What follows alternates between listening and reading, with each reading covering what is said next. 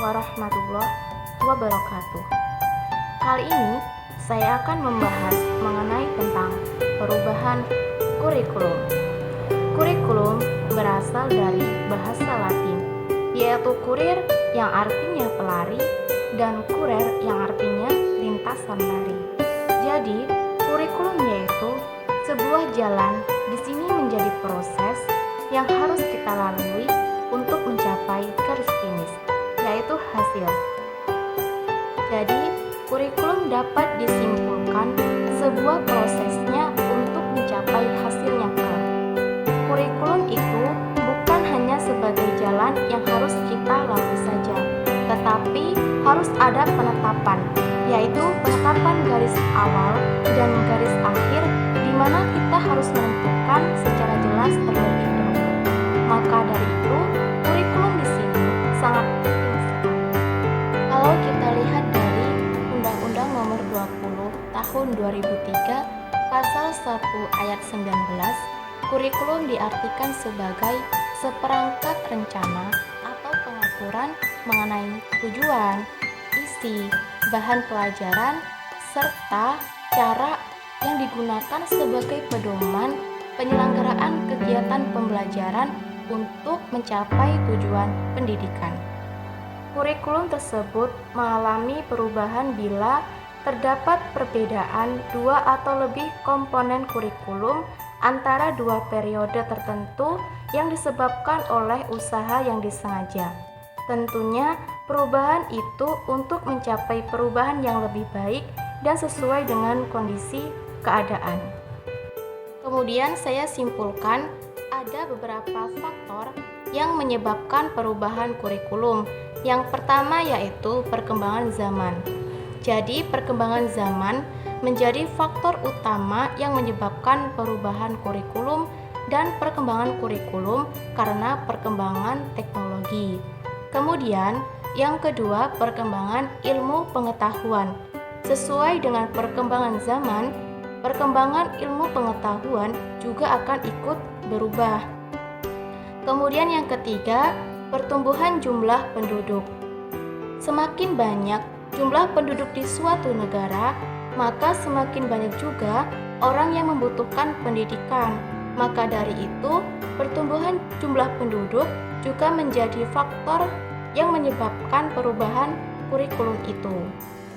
Pada dasarnya, pemerintah mengganti kurikulum dalam pendidikan, yaitu ingin memperbaiki mutu pendidikan supaya berkembang lebih baik dari sebelumnya.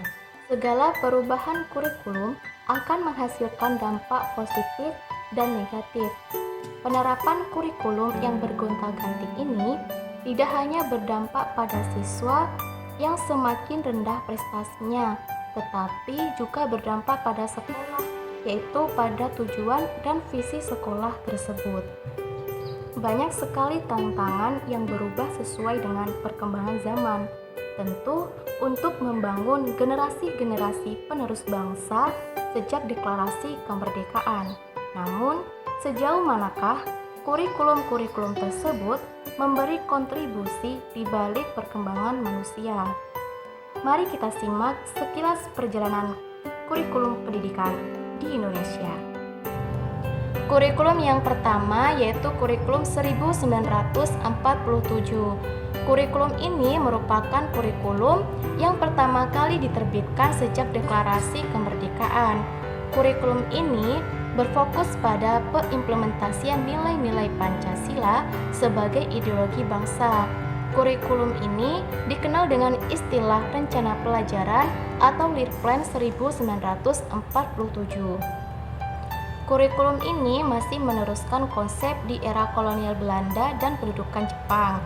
Kurikulum ini menekankan pendidikan karakter, kesadaran bermasyarakat dan bernegara, materi dihubungkan dalam kehidupan sehari-hari, dan perhatian terhadap kesenian dan jasmani.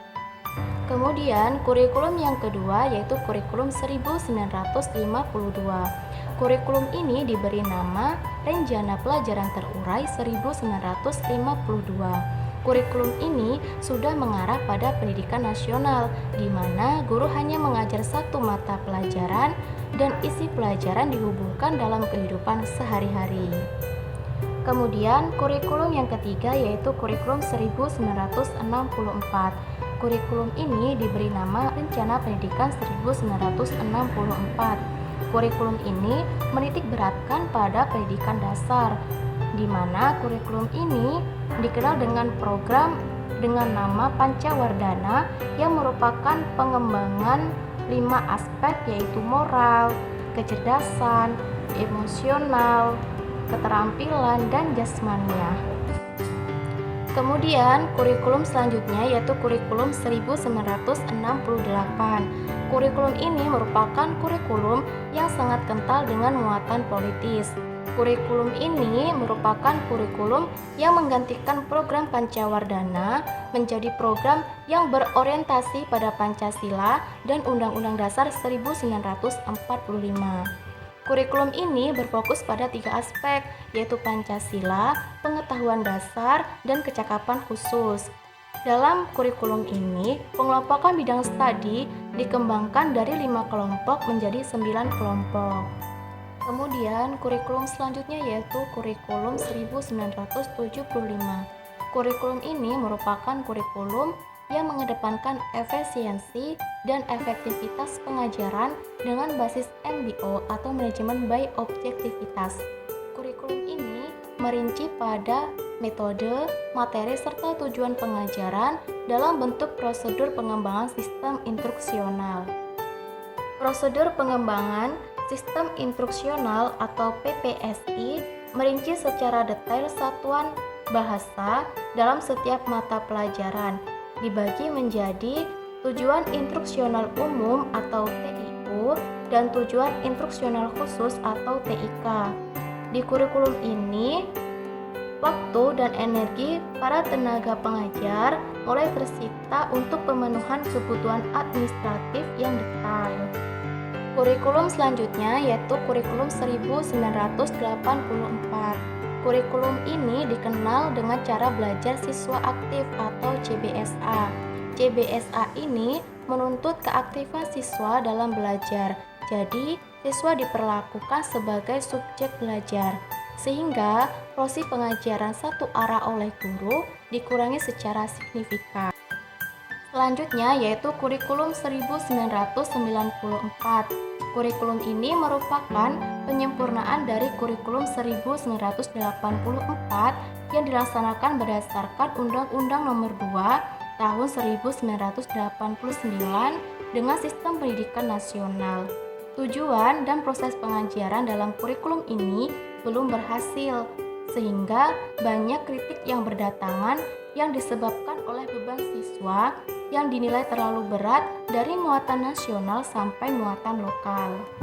Selanjutnya yaitu kurikulum 2004 yang dikenal dengan kurikulum berbasis kompetensi atau KBK. Kurikulum ini menitik beratkan pada pengembangan kemampuan siswa untuk melakukan kompetensi sesuai dengan standar yang telah ditentukan. Selanjutnya yaitu kurikulum 2006 atau KTSP.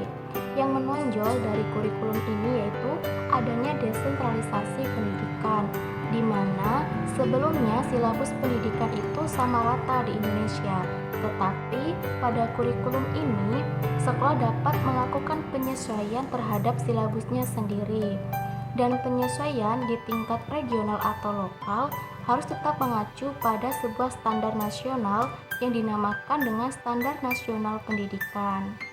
Kurikulum yang terakhir yaitu kurikulum 2013. Kurikulum ini lahir didasari atas pertimbangan standarisasi kualitas pendidikan di Indonesia dan dunia internasional. Kurikulum ini memfokuskan pada kompetensi-kompetensi tertentu oleh peserta didik. Dan tema utama kurikulum ini yaitu menghasilkan insan Indonesia yang aktif, yang produktif, inovatif, kreatif, dan memiliki pengetahuan yang terintegrasi.